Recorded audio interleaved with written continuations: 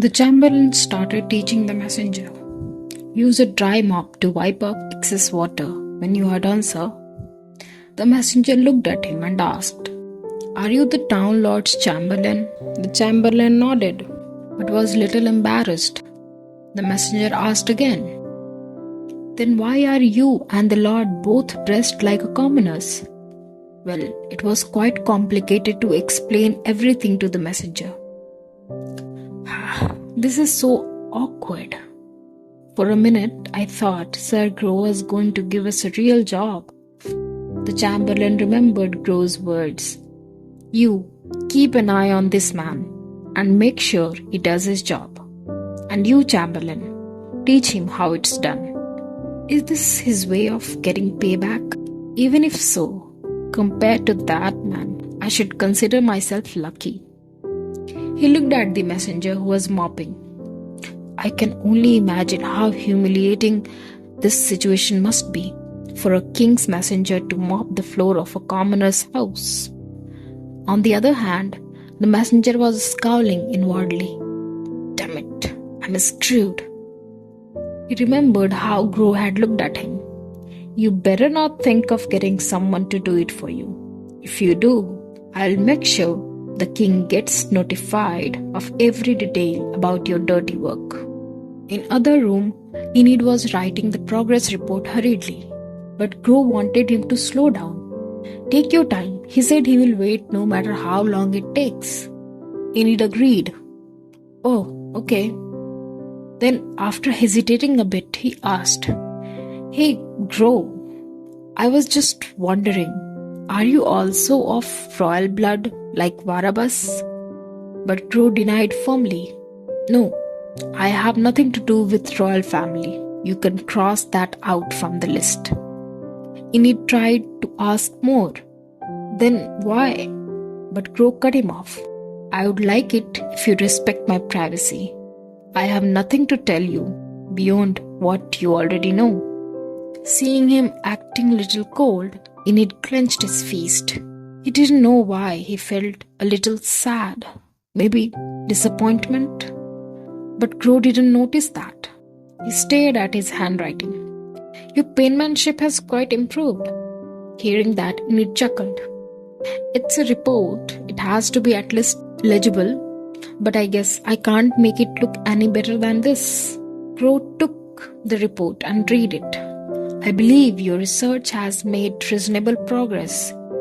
You said yourself that sometimes it showed a glimpse of the future. Why don't you write about it in the report?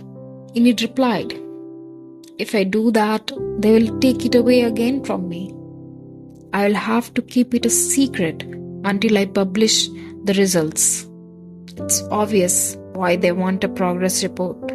They probably have the royal alchemists on the same project, which means if someone hands in a convincing report, it will be all sent to them. The king doesn't care who makes it, as long as he gets what he wants. He will gladly whip those royal alchemists to get the result faster. This is not new to me. It happened a few times back at the academy too. Being honest gets me nothing. As Grow listened, he felt a surge of anger in his heart. He pressed his lips into a thin line and controlled himself. He sat down on the sofa. Tell me when you are done. Okay, Enid said, then focused on finishing the report. After a while, he was done. Grow looked at him and said, Bring me a new scroll. Enid was confused. A new scroll? For what? Grow sat down beside him. You will see. Then he started copying the report Enid had already written. Enid was surprised. Oh, are you copying my report? He looked at the writing and inwardly praised him. His penmanship really does look amazing. Grow, I appreciate your help, but you really don't have to do that. Handing in a beautifully written report won't make any difference. But Grow stated, I'm not doing this to impress the king. When Enid asked the reason, Crow asked, "Does this look like a report written by a commoner?" Enid replied, "No, it looks like it was written by a noble." Crow explained, "Your report will be sent to Barabas at some point. What do you think will go through his mind when he reads this?" Enid replied, "Well, he knows my writing. He will probably think that someone else wrote for me."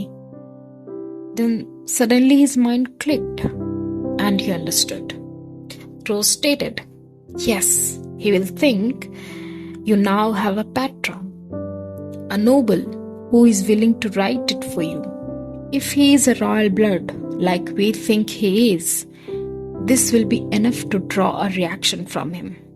He will feel like he is being challenged, because according to his plan, your report is not supposed to exist in the first place. So sending this report will mean we are sending a message back to him that you now have a means to fight back and is willing to take it." Enid laughed. "Oh, now I see. He might go crazy trying to find out who my patron is." Then, as if talking to himself, Enid mumbled, "But why is he doing this to me? What is it that he wants from me?" Crow didn't say anything to that, but in his mind he already had the answer. There is only one thing he wants. Bastard. He has not changed a bit.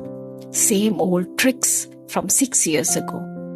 Set a trap, make Enid fall, and then, all of a sudden, he would offer help. But it would come at a price. He would satisfy his own desires without respecting Enid, and Enid wouldn't be able to fight back because he is a commoner. When Enid asked, "What are you thinking, Crow?" Crow came out of his reverie. His chest felt a bit stuffy, but he composed himself. "I was thinking about how childish that man Barabbas is." Enid chuckled. "I agree." Then he suddenly held Crow's hand. Crow was a little startled by his action. His cheeks heated up, but Enid just smiled and said softly, "Crow, thank you. But I will just hand in my report."